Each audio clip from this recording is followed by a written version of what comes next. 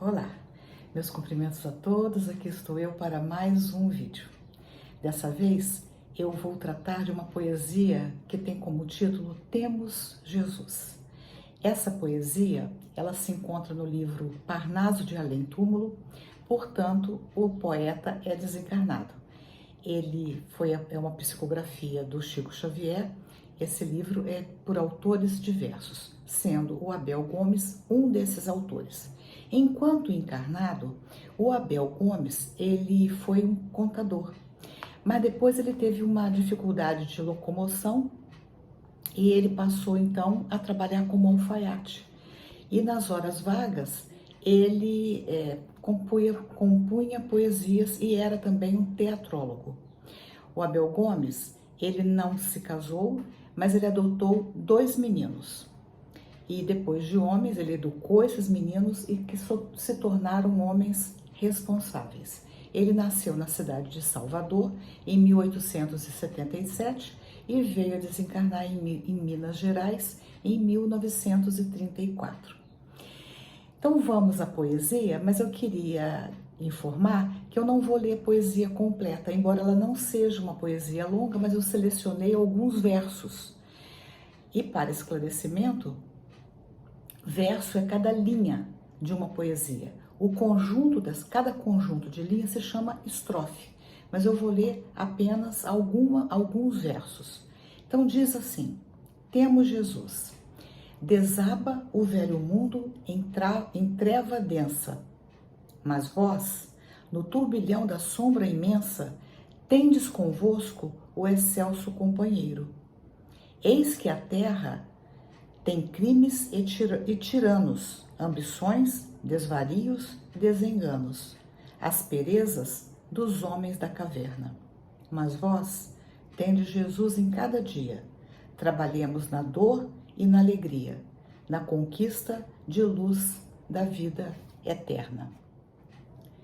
No primeiro verso dessa poesia, Desaba o velho mundo em treva densa, ele está falando aqui para nós o que nós estamos vivenciando, né? Nós estamos vivendo num mundo que precisa ser reformulado. Tem muita coisa boa nesse mundo, sem dúvida, mas ele é um mundo que está sofrendo uma série de dificuldades que nós estamos vendo a nossa civilização, principalmente a civilização ocidental, desabar. Quer dizer, ela não está se sustentando sobre os alicerces que vinham mantendo essa civilização de pé. E ele está falando que esse velho mundo, então se ele diz velho mundo que desaba, ele também está nos induzindo a pensar que está surgindo um novo mundo. Esse novo mundo está sendo construído dia a dia, devagarzinho, mas está. E ele diz que esse velho mundo ele está desabando em treva densa, quer dizer, uma escuridão. Nós estamos vendo que parece que estamos vivendo uma situação de escuridão. A gente não consegue enxergar a luz no fundo do túnel, temos dificuldade para perceber aonde tudo isso que nós estamos vivendo vai parar. E olha que esse livro não é recente, esse livro foi publicado lá no início do século XX, por volta de 1932, por aí. Então a gente vê que o Abel Gomes, ele está falando para nós que o velho mundo está num processo de decadência. Desaba o velho mundo. E ele está colocando no presente. Então desaba, tem processo de decadência. E aí, num próximo verso, ele diz assim, que apesar disso, né, e aqui são as minhas palavras, ele diz assim: mas vós, no turbilhão da sombra imensa, tendes convosco o excelso companheiro. Então, o que ele está dizendo aqui? Que nós estamos, apesar de tudo isso, no turbilhão da sombra imensa, quer dizer, ele retoma aquela imagem de treva. Então, antes ele falou em treva densa, agora ele está falando que nesse turbilhão de sombra imensa. E por que é turbilhão? Porque é alguma coisa que está nos levando de roldão, é um turbilhão. Né? E é assim que a gente tem se sentido realmente, como se as forças estivessem nos faltando. São tantas coisas que estão acontecendo, são tantas barbaridades no mundo, que às vezes a gente se pega realmente pensando, meu Deus, aonde que nós vamos parar com tudo isso? É um turbilhão, né? Então vamos imaginar o turbilhão como um redemoinho, né? É isso que a gente está vivendo neste momento. Mas, apesar disso, ele fala que não é motivo da gente perder as esperanças, porque ele diz assim, tendes convosco o excelso companheiro. Então nós temos um companheiro. O companheiro é um amigo. O amigo verdadeiro é aquele que está aos nossos lados o tempo todo, nos amparando, nos protegendo, nos dando força, nos dando ânimo, não deixando que a gente desanime. Agora, esse companheiro não é qualquer companheiro. Ele fala que esse companheiro é o excelso companheiro. Então é um companheiro de uma magnitude maravilhosa, né? Ele é excelso, ele é luminoso, ele é forte, ele não deixa nada a desejar, é o excelso companheiro. E ele continua lá num verso adiante, eis que a terra tem crimes e tiranos, ambições, desvarios, desenganos, asperezas dos homens da caverna. Então aqui ele pinta novamente um quadro bastante sombrio de tudo o que acontece de difícil no nosso planeta, né? Vou reler. O que nós vemos aqui na Terra? Crimes, tirania, né? Ou seja, aquelas pessoas que agem arbitrariamente, que são ditatoriais. É isso que é o tirano. O tirano é aquele que impõe a sua vontade sobre o outro sem nenhum respeito sobre o desejo e a necessidade do outro. Ambições. Eu quero tudo para mim. Eu sou ambicioso. Desvarios, quer dizer, loucura. E isso é que ele está falando que a nossa terra vive. Desenganos. Então a gente vive um processo de ilusão, que a gente se engana. Mas aí dali a pouquinho, o engano ele não dura muito tempo. Então dali a pouco a gente cai na real e tem o desengano. O desengano não quer dizer que necessariamente a gente acordou, mas que apenas a ilusão foi embora, né? E aí a gente tem que passar por todo um processo de construir valores que vão preencher as nossas necessidades como espíritos imortais que nós somos. E ele ainda fala que nós vivemos uma situação de insensibilidade dos seres humanos. E, para tanto, ele utiliza a palavra aspereza. É a aspereza dos homens da caverna. O que é uma coisa áspera? É uma coisa que te arranha, é uma coisa que te machuca. Então, ele está dizendo que nós ainda convivemos e nós ainda praticamos ações de rudeza, aspereza. E aspereza, com o que ele compara essa aspereza? Esse comportamento que fere, né, que nos fere. É quando nós nos comportamos como os homens da caverna. Quer dizer, estamos vivendo em pleno século, atualmente 21, ele escreveu no século 20, mas não importa, porque o século 20 já apresentava um desenvolvimento científico, tecnológico bastante significativo, e no entanto, os homens ainda, e aqui homens no sentido de ser humano, ainda nos comportamos como seres rudimentais, seres primitivos. Então ele diz, asperezas dos homens da caverna. Aí ele retoma a ideia, mas vós tendes Jesus em cada dia. Aqui novamente é um verso importante, porque ele está dizendo que Jesus não está do nosso lado um dia sim, um dia não. É a cada dia. O problema é que às vezes a gente não consegue enxergar, sentir a presença de Jesus nas nossas vidas. E aí ele faz uma convocação. Trabalhemos na dor ou na alegria. Quer dizer, não vamos deixar, não vamos desanimar, vamos dar continuidade à nossa ação, tanto naqueles momentos difíceis, ou seja, na dor, como nos momentos de alegria. Em todos os momentos da vida, existe um trabalho, existe uma oportunidade de crescimento que a vida nos oferece. E com o objetivo, na conquista de luz da vida eterna. Então o trabalho visa sempre a conquista da luz. Que luz é essa? Iluminação interior. E para que vida? Da vida eterna. Então que vida também é essa? Bom, em primeiro lugar, quando ele fala na conquista de luz da vida eterna, a palavra conquista não pode ser deixada de lado. Porque ele está falando que as coisas não caem do céu para a gente. Nós temos que conquistar. Conquistar o quê? A luz.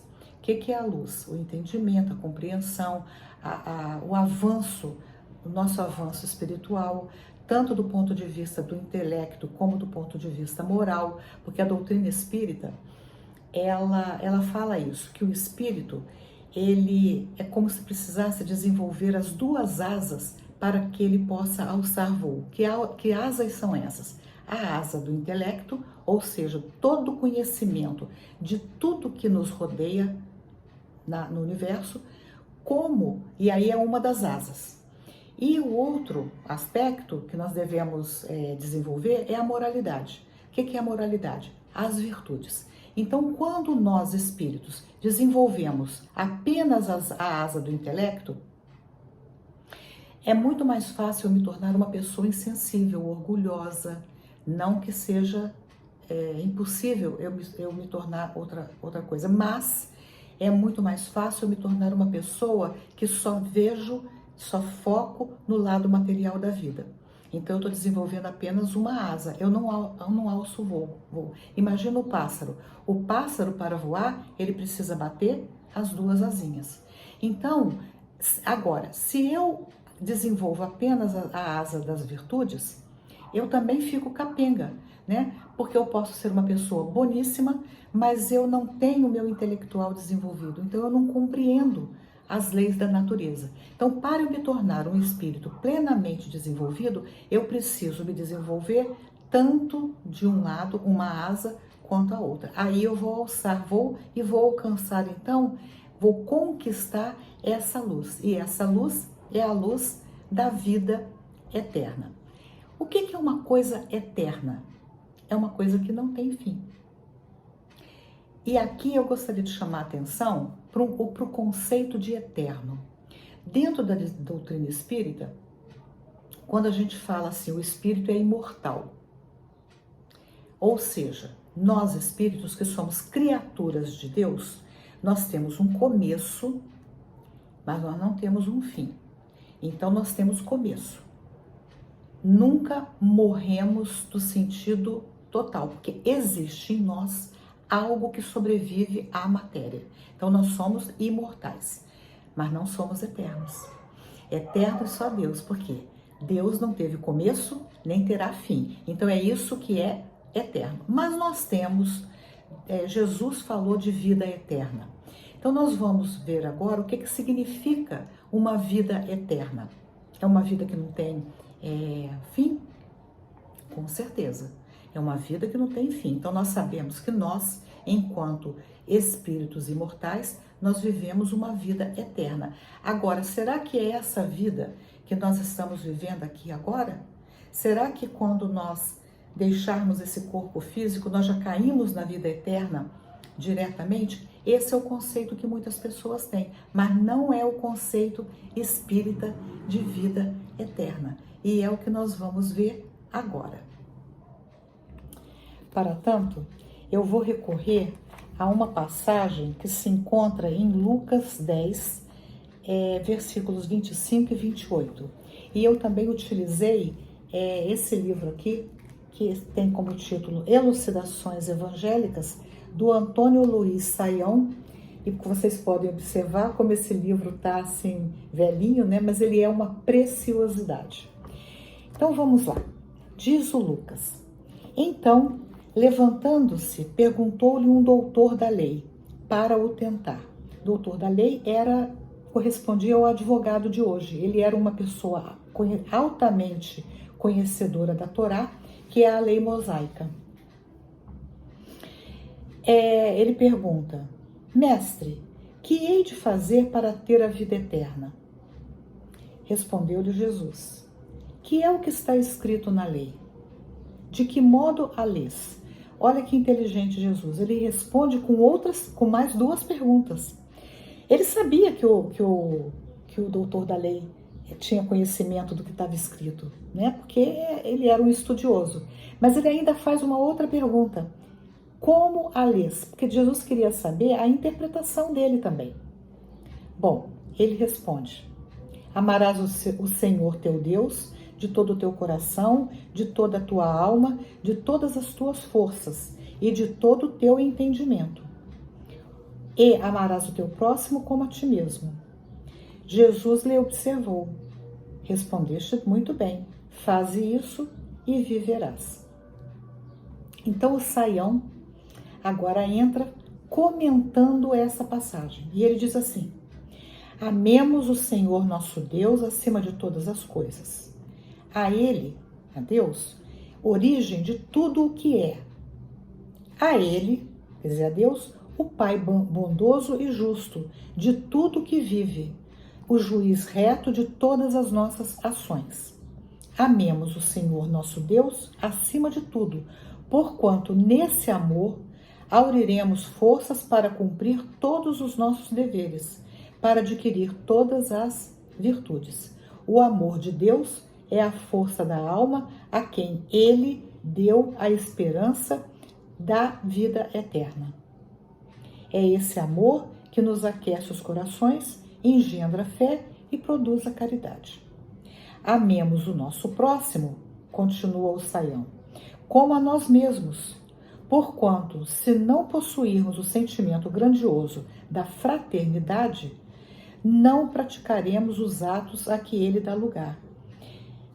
Então, o que é a fraternidade? É o amor entre irmãos. E por que nós irmãos de toda a humanidade? Por que a gente deve considerar o nosso próximo como nossos irmãos? Ter um sentimento de fraternidade. Porque se nós entendemos Deus como nosso Pai, Ele é Pai de toda a humanidade. Então, todos nós, independentemente da nossa origem, das nossas crenças, da nossa etnia, nós somos irmãos. Somos ligados pelos laços da fraternidade. Bom, do amor a Deus nascem a submissão, a resignação e a esperança. Praticá-lo, né, o amor a Deus, consiste em obedecer às leis divinas. Do amor ao próximo, como a nós mesmos, nasce a caridade, sem a qual não faremos boas obras. Agora ele vai falar sobre no que consistem as boas obras. A caridade está no socorro que devemos prestar aos nossos irmãos, pela inteligência, pelo nosso coração, pela nossa mão direita, deixando esta a outra na ignorância do que fez. Então, as boas obras é a prática do bem, é agir com o outro, que é o nosso irmão, da forma como nós gostaríamos que os outros fizessem conosco. Nisso consistem as boas obras, por meio da caridade. Agora, ele fala aqui uma coisa muito interessante, porque quando ele fala assim, não deixando a nossa mão direita saber o que a outra fez, isso ele está recorrendo a uma passagem que Jesus fala exatamente isso, para que a gente não ostente o bem que nós possamos ter feito. Porque quando nós alardeamos o que nós fizemos para o próximo, de certa forma, nós estamos humilhando o próximo. Nós estamos expondo o próximo a uma situação muitas vezes vexatória. Então, fizemos a caridade, fizemos o bem, não precisamos falar nada, está feito. Basta que Deus saiba o que a gente fez e que a nossa consciência esteja tranquila do bem praticado. Mas continua ele. Precisamos ser brandos e humildes para sermos caridosos, pois que o orgulho afastará de nós o pobre. E aqui pobre está entre aspas. E toda vez que uma palavra aparece entre aspas, quer dizer que essa palavra não tem o sentido literal. Então aqui ele vai definir quem é o pobre. Ele vai dizer que pobre é qualquer que seja a sua pobreza. Então nós temos pobres materialmente falando, nós temos pobres espiritualmente falando, moralmente falando e intelectualmente falando, né? Então, são pessoas que não dispõem de determinados recursos que nós entendemos que já temos. Então, são os pobres. Agora, o Saião está falando que nós precisamos ser brandos e humildes. E ele recorre aqui a uma fala de Jesus, que Jesus fala que ele é brando e humilde. E a brandura e a humildade de Jesus é que possibilitava que as pessoas quisessem estar ao seu redor. Então vamos dar continuidade ao texto para a gente ver como que o Saião aborda isso. Sejamos brandos e humildes para sermos caridosos. Porque se nós não formos nem brandos nem humildes, quer dizer, quando nós não somos brandos, nós somos arrogantes, nós somos grosseiros. E quando nós não somos humildes, nós somos orgulhosos, quer dizer, nós temos um sentimento de superioridade em relação ao outro. Então, sejamos brandos e humildes, para sermos verdadeiramente caridosos. Pois que a brandura e a humildade atraem os mais inacessíveis, animam os mais tímidos, consolam os mais aflitos, purificam os mais gangrenosos. Então, essa frase do Saião é muito bonita, porque ele fala que quando a pessoa é branda e humilde, ela rompe as resistências dos outros, porque ela não agride, ela está ali disponível, o outro tem coragem de vir, o outro não se sente ameaçado por ela. Então, a brandura e a humildade que Jesus possuía, por exemplo, é que fazia com que as pessoas quisessem estar ao seu lado. E nós vemos isso no nosso dia a dia. Pessoas orgulhosas, pessoas arrogantes, elas afastam, porque ninguém quer, a não ser que exista algum interesse escuso, mas a gente gosta de estar com aquelas pessoas que são brandas, que são serenas, que são humildes, que não se sentem superiores a ninguém. E nisso reside a superioridade delas. Olha que interessante, né? Mas o Saião continua: não sejam, porém, somente dos lábios a vossa brandura e a vossa humildade, porque então já não seremos caridosos. E aqui ele está se reportando a uma passagem que Jesus chama os fariseus de sepulcros caiados. Aqui ele está falando o quê? Não adianta a gente ser só brando e humilde da boca para fora. E por dentro a gente ser arrogante, grosseiro e tudo mais. Somos sepulcros caiados. Botamos a máscara da brandura, mas internamente somos pessoas podres, né? Como o sepulcro. O sepulcro é caiado porque ele é branco por fora, mas ali dentro tem um cadáver em processo de apodrecimento.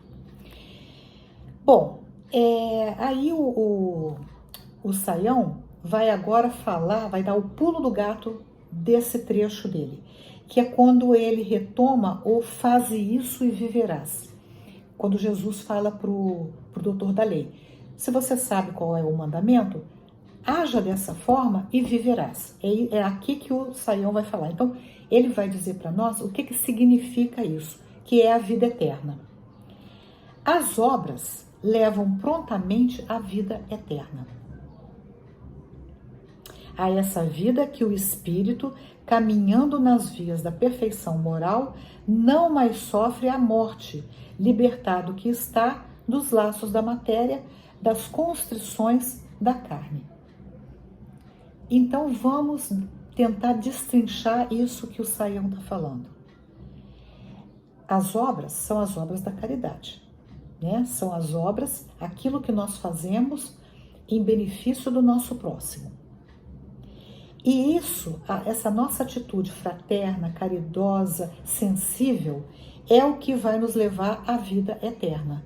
Porque isso demanda de nós uma evolução espiritual grande. E a essa vida em que o espírito, a esse espírito que somos nós, né? Todos nós somos espíritos. E o Saião fala: caminhando nas vias da perfeição moral. Então nós somos caminhantes. Caminhantes de onde? Nas vias, o caminho da perfeição moral. E aqui, subrepeticiamente, nós temos uma informação importante. Porque essa nossa caminhada se dá por meio das múltiplas existências. Ou seja, por meio das reencarnações. A cada reencarnação, nós vamos aprendendo, nós vamos nos desfazendo das nossas más inclinações, nós vamos ampliando o nosso horizonte intelectual e ampliando as nossas virtudes. Por isso é que ele diz, nós vamos caminhando pelas vias da perfeição moral, nós vamos nos aperfeiçoando, até que a gente chegue à condição de espírito puro. E aí, quando a gente chega à condição de espírito puro, não mais sofre a morte. Ou seja, nós só experimentamos a morte do corpo físico porque nós ainda precisamos reencarnar. E nós só reencarnamos enquanto nós temos defeitos e temos ainda vige em nós a ignorância. Mas à medida que a gente vai evoluindo e vai superando essa nossa fase, nós vamos então nos purificando. Por isso é que ele diz, nós não vamos mais sofrer a morte. Vamos então viver o quê? A vida eterna. Então a vida eterna, na visão espírita, é a vida do espírito puro. E nós estamos caminhando para lá. E quando é que nós vamos ser espíritos puros? Libertado que está o espírito dos laços da matéria, que nós seremos espíritos, seres plenamente espiritualizados, desmaterializados e das constrições da carne. Então não vamos mais precisar ter esse corpo de carne, porque seremos puros espíritos. É isso, né? E ter Jesus, ter a consciência de que nós temos Jesus aos nossos lados, a nos incentivar para o nosso crescimento, que Ele colocou para nós tudo que nós precisamos para que a gente siga na sua direção, haja no bem, né? Por isso é que nós começamos com esse poema, Temos Jesus. E quando nós temos certeza que nós temos Jesus, nada nos derruba. Nós podemos até passar por situações em que a gente passe por momentos difíceis e fiquemos assim bambeados, né, por dúvidas, por sentimentos de segurança. Mas na sequência a gente pega as rédeas das nossas vidas, sabendo que naqueles momentos em que a gente acha que está sozinho, Ele está nos carregando no colo. Então, se gostaram desse vídeo, dê um joinha, compartilhem e, se desejarem, se inscrevam no canal. Até o próximo vídeo, se Deus quiser.